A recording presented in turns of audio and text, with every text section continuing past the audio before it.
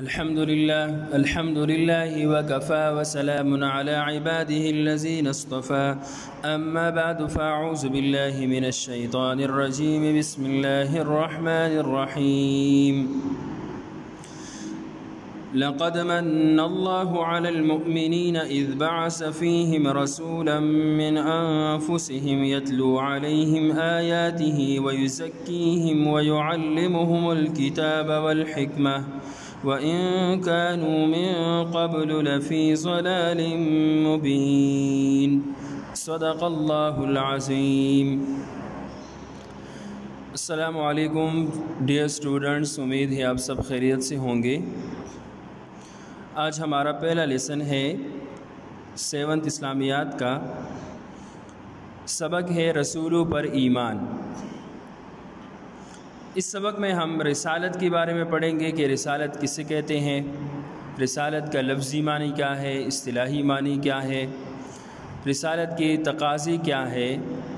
اور کس چیز سے ہم اللہ تعالیٰ کی محبت کو حاصل کر سکتے ہیں، اور اس کے ساتھ ساتھ انبیاء علیہم السلام کے بھیجنے کا مقصد بیان کیا جائے گا کہ اللہ تعالیٰ نے اس کائنات میں اپنے محبوب بندے کیوں بھیجے تھے،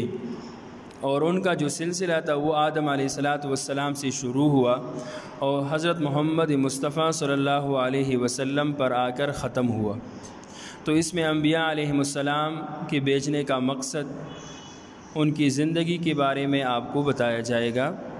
اور ساتھ ساتھ رسالت کی اہمیت کو بھی اجاگر کیا جائے گا۔ تو سب سے پہلے ہم آتے ہیں رسالت کا معنی اور مفہوم۔ رسالت کسے کہتے ہیں؟ تو رسالت کے لفظی معنی ہے پیغام پہنچانا، کسی کو کوئی بات پہنچانے کو ہم رسالت کہتے ہیں۔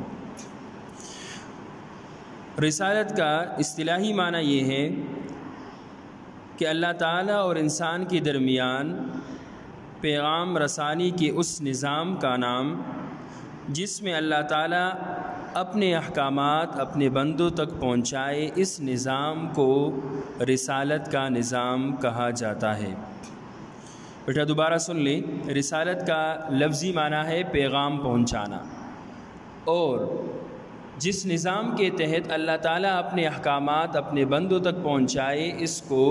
رسالت کہتے ہیں۔ یہ اس کی اصطلاحی اور شرعی تعریف ہے۔ اور اس کے ساتھ ساتھ یہ بھی سمجھ لے کہ نبی اور رسول میں فرق کیا ہے، نبی کسے کہتے ہیں اور رسول کسے کہتے ہیں۔ تو عام طور پر اس کے بہت سارے تعریفات کی جاتے ہیں۔ آسان لفظوں میں یہ ہے کہ نبی اس پیغمبر کو کہتے ہیں، اللہ تعالیٰ کے بھیجے ہوئے بندے کو کہتے ہیں جس کو کوئی نئی کتاب اور شریعت نہ دی گئی ہو، بلکہ وہ اپنے سے پہلے والے نبی کے شریعت اور کتاب کو آگے پہنچاتا ہے اور اس کے احکامات بندوں تک پہنچاتا رہتا ہے، اس کو نبی کہتے ہیں۔ اور رسول اس پیغمبر کو کہتے ہیں جس کو اللہ تعالیٰ نئی شریعت نئی کتاب کے ساتھ اپنے بندوں کی اصلاح کے لیے بھیج دے، اس کو رسول کہتے ہیں۔ تو بیٹا یہ بھی ذہن نشین کر لے کہ تمام انبیاء میں یعنی 1,24,000 کم و بیش انبیاء میں صرف 313 ایسے پیغمبر تھے جن کو اللہ تعالیٰ نے رسالت بخشی تھی، یعنی اس کو رسول بنا کر بھیجا تھا، اس کو نئی کتاب اور نئی شریعت کے ساتھ بھیجا گیا تھا۔ اور اس کے علاوہ جتنے بھی پیغمبر آئے وہ سارے کے سارے نبی کہلاتے ہیں، وہ انہی رسولوں کے شریعت اور کتاب کی تبلیغ کرنے کے لیے اللہ تعالیٰ نے بھیجے تھے۔ اب انبیاء علیہم السلام جب دنیا میں آئے تو وہ معاشرے کے کیسے افراد تھے، یہ بھی آپ تھوڑا ذہن نشین کر لیں۔ تو انبیاء علیہم السلام اپنے معاشرے کے سب سے زیادہ صالح ترین یعنی نیک ترین متقی پرہیزگار انسان تھے۔ اب متقی کسے کہتے ہیں؟ متقی کہتے ہیں گناہوں سے اپنے آپ کو بچانے والا۔ اور تقوی کی تعریف یہ کی گئی ہے کہ اگر آپ کسی ایسے راستے سے جا رہی ہیں جس کے دونوں جانب پہ کانٹے دار درخت ہو، تو بندہ اس وقت اپنے کپڑوں کو سمیٹ کر چلتا ہے تاکہ کوئی کانٹا میرے کپڑوں کو نہ لگ جائے، میرے بدن کو نہ لگے، اور وہ اس طرح راستے کو پار کرتا ہے اور اس سے گزرتا ہے۔ تو ٹھیک اسی طرح ہم اپنی زندگی کو گناہوں سے بچا بچا کر زندگی جب گزاریں گے تو اس کو تقوی والی زندگی کہتے ہیں۔ اللہ تعالی ہم سب کو تقوی والی زندگی عطا فرمائے۔ اس کے ساتھ ساتھ انبیاء علیہم السلام ہر قسم کی گناہوں سے وہ معصوم تھے، محفوظ تھے،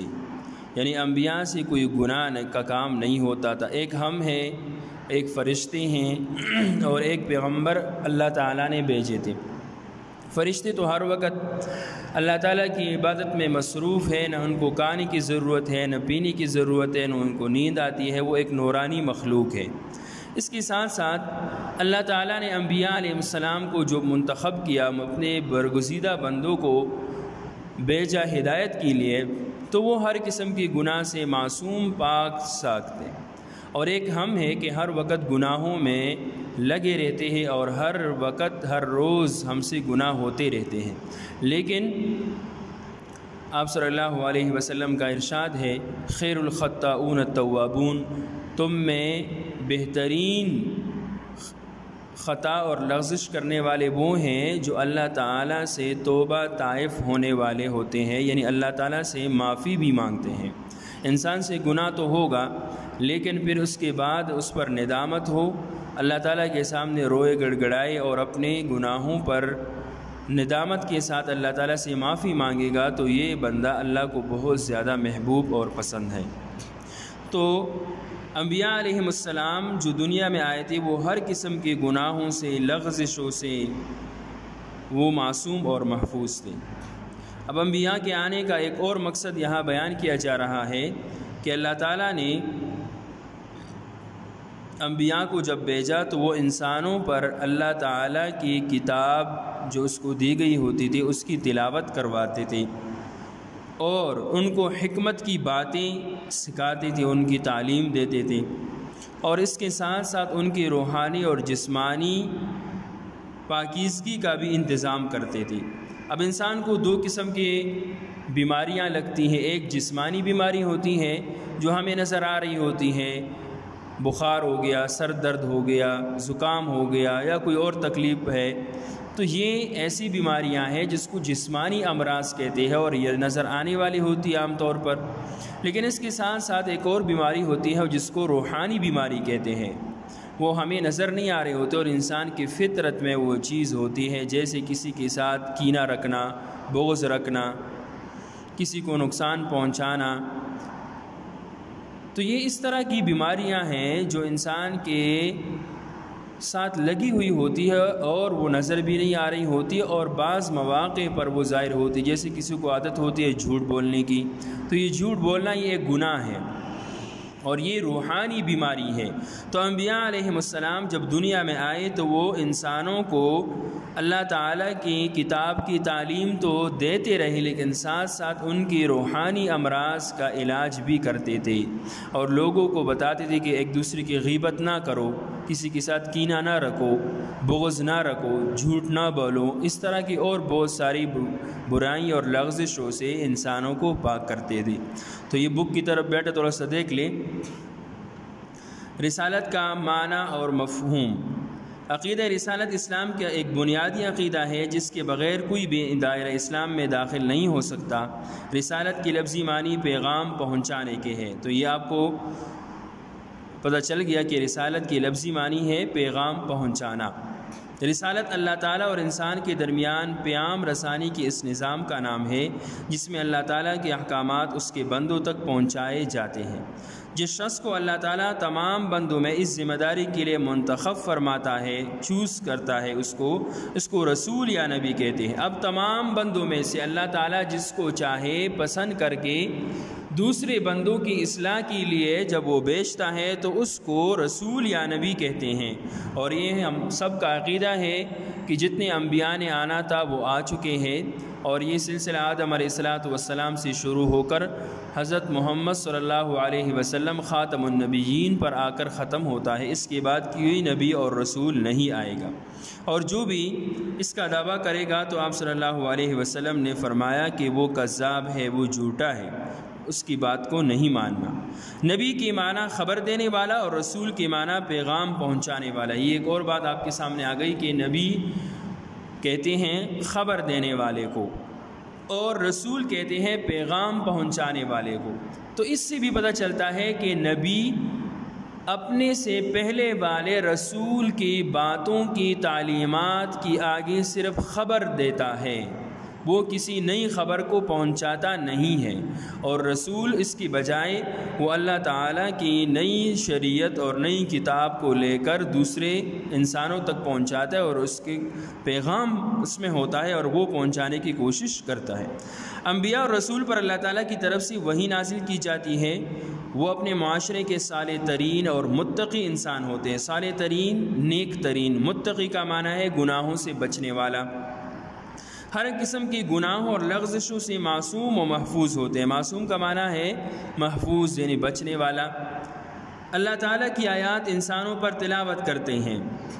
یعنی اللہ تعالیٰ نے ان کو جو کتاب دی ہوتی ہے ان کی تلاوت کرتے ہیں، ان کے احکامات بندوں تک پہنچاتے ہیں کہ اللہ تعالیٰ فرماتے ہیں کہ تم سود نہ کھاؤ، جھوٹ نہ بولو، دوسرے مسلمان کی غیبت نہ کرو، اسی طرح کسی کو کسی قسم کی بھی تکلیف نہ پہنچاؤ۔ یہ سارے کے سارے قرآنی آیات ان پر تلاوت کرتے ہیں، ان کو کتاب اور حکمت کی تعلیم دیتا ہے۔ اس کے ساتھ ساتھ وہ دوسرے بندوں تک کتاب کی تعلیم پہنچاتے ہیں اور اس کو حکمت بھی سکھاتے ہیں کہ اپنی زندگی کیسے گزارنی ہے، کیا حکمت عملی اختیار کرنی ہے، اور ان کی روحانی اور جسمانی پاکیزگی کی تعلیم دے کر برائیوں سے پاک کرتے ہیں۔ اب اس کو قرآن کی اس آیت سے واضح کیا جا رہا ہے۔ آپ آیت کی طرف دیکھ لیے، بلاک میں آپ کو آیت نظر آ رہی ہے، لَقَدْ مَنَّ اللَّهُ عَلَى الْمُؤْمِنِينَ إِذْ بَعَثَ فِيهِمْ رَسُولًا مِّنْ أَنفُسِهِمْ۔ لقد اور تحقیق، من اللہ تعالیٰ نے احسان کیا، علی المؤمنین مومنوں پر، اذ جب بعث بھیجا، فیہم ان میں، رسول من انفسہم انہی کے جانوں میں سے، یعنی انہی میں سے اللہ تعالیٰ نے رسول بنا کر بھیجا۔ کوئی رسول جو آیا ہے وہ کسی فرشتے سے نہیں آیا، بلکہ وہ انسانوں سے ہی اللہ تعالیٰ کسی کو منتخب کر کے وہ نبی بنا کر بھیجتے ہیں۔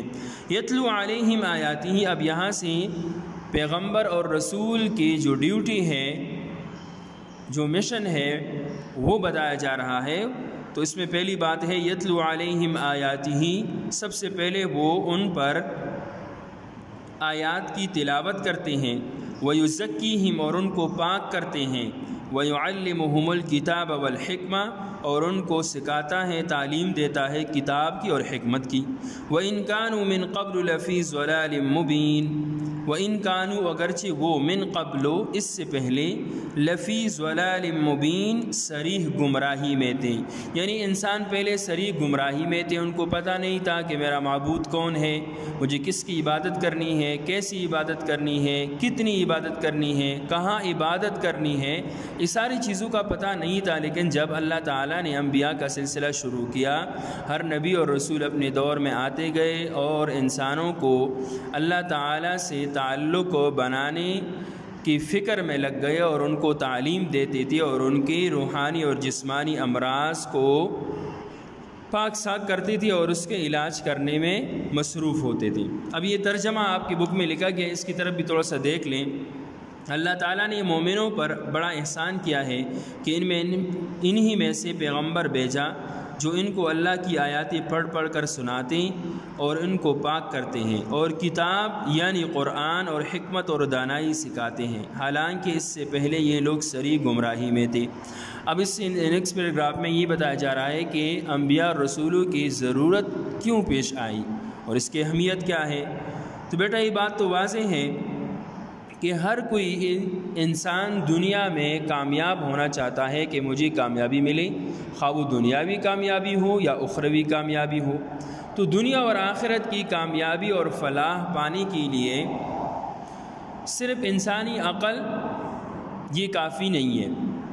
کیونکہ بعض دفعہ ایک چیز عقل اس کو پرکھتی ہے اور وہ اس میں اختلاف کرتا ہے کہ یہ بات مجھے ماننی چاہیے یا نہیں ماننی چاہیے، یا اگر ایک بندہ اس کو مان بھی لے تو دوسرا اس کو ماننے کے لیے تیار نہیں ہوتا، وہ کہتے ہیں کہ میرا کنسیپٹ، میرے لاجک تو اس کے بارے میں یہ کہہ رہا ہے کہ مجھے اس پر عمل نہیں کرنا چاہیے، اس کو ماننا نہیں چاہیے، دوسرا کہتے ہیں نہیں اس کو ماننا چاہیے۔ تو جس طرح ہمارے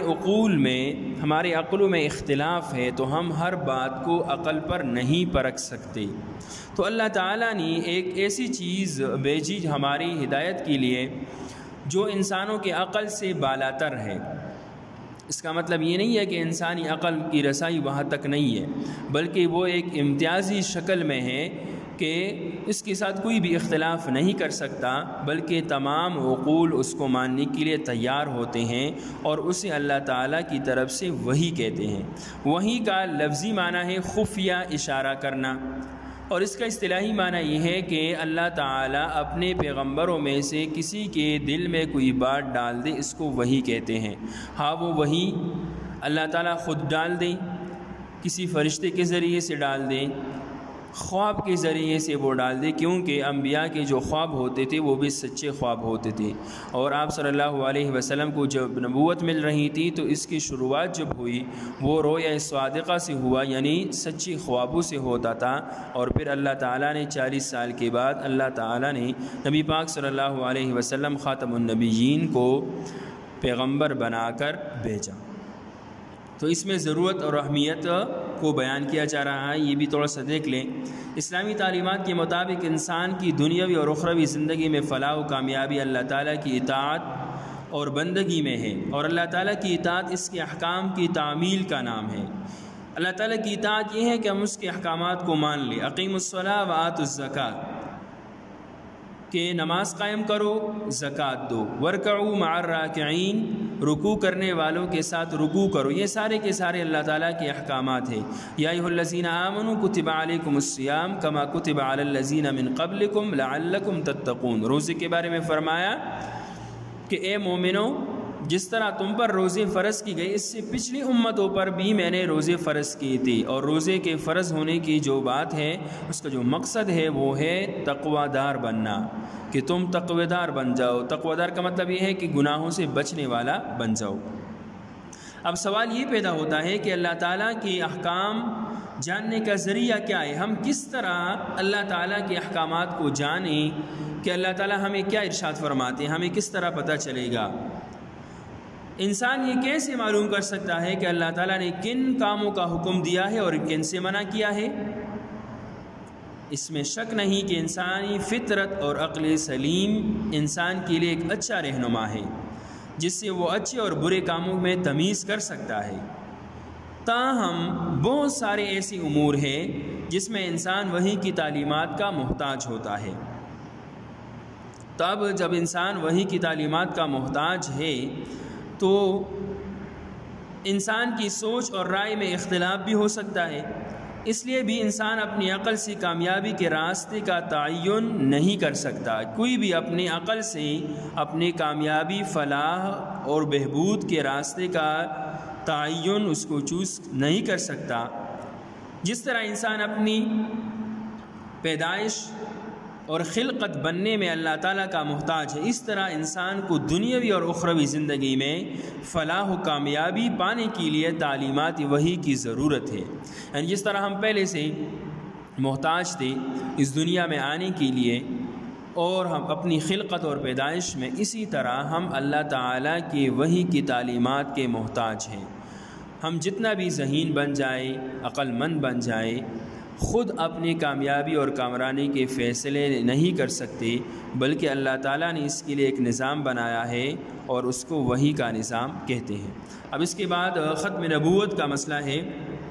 کہ اللہ تعالیٰ نے جب وحی کا سلسلہ شروع کیا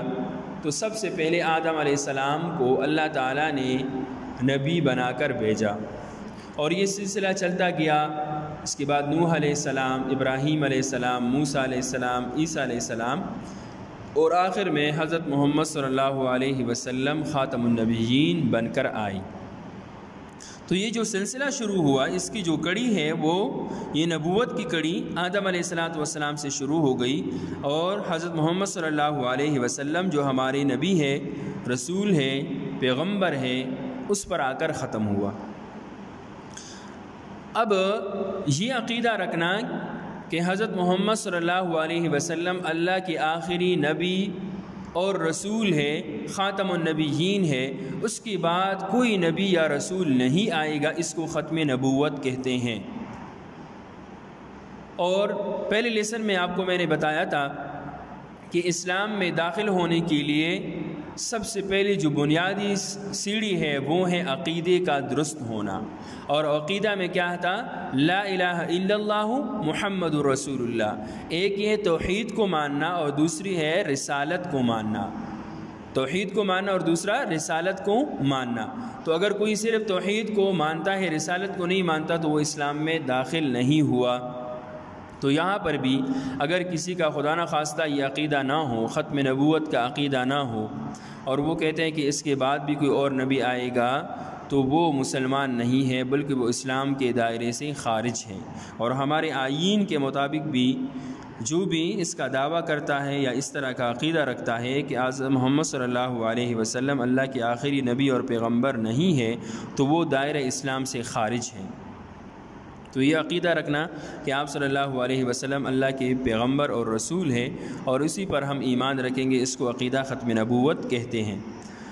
اور اللہ تعالیٰ کا یہ ارشاد، ما کان محمد ابا احد من رجالکم ولکن رسول اللہ وخاتم النبیین، کہ محمد صلی اللہ علیہ وسلم تم میں کسی مردوں میں سے کسی کے باپ نہیں ہے، کیونکہ آپ صلی اللہ علیہ وسلم کے نارینہ اولاد تو تھی نہیں، جو بچے پیدا ہوئے تھے وہ بچپن ہی میں فوت ہو چکے تھے، اور بلکہ وہ اللہ تعالیٰ کے رسول اور خاتم النبیین ہے، تمام انبیاء کا خاتم ہے، یعنی اس پر مہر لگی ہے ختم نبوت کی۔ اب جو نیکسٹ پیراگراف ہے اس میں رسولوں پر ایمان، تو بعثت نبوی سے پہلے، یعنی آپ صلی اللہ علیہ وسلم کو نبوت ملنے سے پہلے انبیاء کے بارے میں، رسولوں کے بارے میں لوگوں کا عقیدہ غیر واضح تھا، اور ہر کوئی اپنی عقل سے اس پر عجیب و غریب قسم کے عقائد رکھتے تھے۔ بعض لوگ انبیاء کو معبود کا درجہ دیتے تھے اور اس کو اللہ کے ساتھ شریک ٹھہراتے تھے اور اس کی عبادت کرتے تھے، اور بعض لوگ ان کو عام انسانوں کے درجے سے بھی نیچے گراتے تھے اور ان کی استہزاء کرتے تھے۔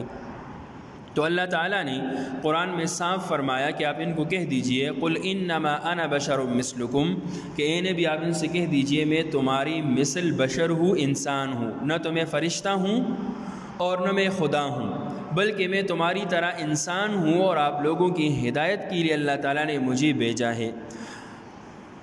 تو جب نبی نے ان کو یہ کہا قل انما انا بشر مثلکم، میں تمہاری طرح بشر ہوں، انسان ہوں، تو کفار مکہ نے اعتراض کر لیا کہ اگر ہمارے پاس اللہ تعالیٰ اپنے فرشتے بھیجتے تو پھر ہم اس پر ایمان لاتے۔ تو اللہ تعالیٰ نے اس کا جواب کیا نیکسٹ آیت میں، قُلْ لَوْ كَانَ فِي الْأَرْضِ مَلَائِكَةٌ يَمْشُونَ مُطْمَئِنِّينَ لَنَزَّلْنَا عَلَيْهِمْ مِنَ السَّمَاءِ مَلَكًا رَسُولًا۔ اے نبی آپ ان کو کہہ دیجئے اگر تم دنیا میں خود فرشتے ہوتی تو پھر میں تمہاری ہدایت کے لیے فرشتے بھیج دیتا، لیکن جب تم خود انسان ہو اور مطالبہ کرتے ہو اس بات کا کہ ہمارے پاس فرشتے آئے نبوت لے کر، تو یہ انسانی عقل کی بھی خلاف ہے۔ اس لیے جب تم فرشتے نہیں ہو، انسان ہو، تو میں انسانوں میں ہی اپنے برگزیدہ بندوں کو منتخب کر کے آپ کی طرف بھیجوں گا اور اس کو پیغمبری عطا کروں گا، اور ان پر آپ لوگوں نے ایمان رکھنا ہے۔ یہ کیوں اللہ تعالیٰ نے یہ فرمایا قل انما انا بشر مثلکم، میں تمہاری طرح بشر اور انسان ہوں؟ خدا نخواستہ اگر اللہ تعالیٰ فرشتوں میں سے کسی کو نبی بنا کر بھیجتے تو پھر یہ کفار مکہ اعتراض کرتے تھے، عجیب بات ہے، ہم خود تو ہیں انسان اور ہمارے پاس جو بھیجے گئے ہیں رسول اور پیغمبر وہ فرشتے ہیں، فرشتے تو نہ کھاتے ہیں، نہ پیتے ہیں، نہ سوتے ہیں، نہ ان کے ساتھ کوئی دنیاوی ضروریات ہے، وہ تو نورانی مخلوق ہے، نور سے بنی ہوئی ہے، اور ہم تو انسان ہیں، کھاتی بھی ہیں، پیتی بھی ہیں، سوتی بھی ہیں، بیوی بچی بھی ہمارے ساتھ لگی ہوئی ہیں، انسانی ضروریات اور تقاضے لگے ہیں، ہم ان سے فارغ نہیں ہوتے تو ہم ان پر ایمان کیا لائیں گے اور اللہ کی عبادت اور اطاعت کس طرح کریں گے؟ تو یہ لوگ اعتراض کرتے تھے، اس لیے اللہ تعالیٰ نے انسانوں میں ہی سے پیغمبر بنا کر بھیجے کہ ان کے ساتھ تمہاری طرح دنیاوی ضروریات لگے ہیں، وہ کھاتی بھی ہیں پیتی بھی ہیں، وَيُطْعِمُونَ الطَّعَامَ، کھلاتی بھی ہیں، اسی طرح یمشون فی الاسواق، بازاروں میں بھی وہ جاتے ہیں، تمہاری طرح دنیاوی ضروریات رکھتے ہیں اور اس کے باوجود وہ مجھے یاد کرتے ہیں، میری اطاعت کرتے ہیں، عبادت کرتے ہیں، مجھے اپنا معبود بنایا ہے انہوں نے، تو تمہیں بھی چاہیے کہ تم اس کی اطاعت کرو اور میرے محبوب بن جاؤ۔ تو اللہ تعالیٰ فرماتے ہیں کہ جب تک تم میرے نبی کی بات کو نہیں مانو گے، اس کی اتباع نہیں کرو گے، اس وقت تک تم میرے محبوب بن ہی نہیں سکتے۔ تو اس میں اللہ تعالیٰ نے ان کے اس اعتراض کا جواب دیا کہ جب تم یہ کہتے ہو کہ ہمارے پاس فرشتے کیوں نہیں بھیجے، تو تم خود فرشتے نہیں ہو، انسان ہو، اور اگر میں فرشتوں کو بھیج بھی دیتا تو تم لوگ یہ اعتراض کرتے ہیں کہ یہ عجیب بات ہے، ہم خود انسان ہیں اور ہمارے پاس جو بھیجے گئے فرشتے ہیں اور ان کا ہمارے ساتھ کوئی تعلق ہی نہیں ہے، کوئی مناسبت ہی نہیں ہے، تو ہم کس طرح اس پر ایمان لائیں؟ اس لیے اللہ تعالیٰ نے آدم علیہ السلام کو انسان بنا کر بھیجا، اور یہ سلسلہ حضرت محمد صلی اللہ علیہ وسلم خاتم النبیین پر آ کر ختم ہوا۔ تو یہ رسالت کے معنی بھی آپ کو سامنے آ گئی، رسالت کے جو تقاضے تھے، جو ان کے مشن تھے پیغمبروں کے، وہ بھی آپ کے سامنے آ گئے۔ یتلو علیہم آیاتہ ویزکیہم ویعلمہم الکتاب والحکمہ، اور اس کے ساتھ ساتھ ختم نبوت اور رسولوں پر ایمان۔ انشاءاللہ نیکسٹ لیسن میں آپ کو تھوڑا سا جو بقیہ ہے وہ بھی آپ کو پڑھایا جائے گا، اور اس کے ساتھ ساتھ جو کافی ورک ہے وہ بھی آپ کو سمجھایا جائے گا۔ وما علینا الا البلاغ۔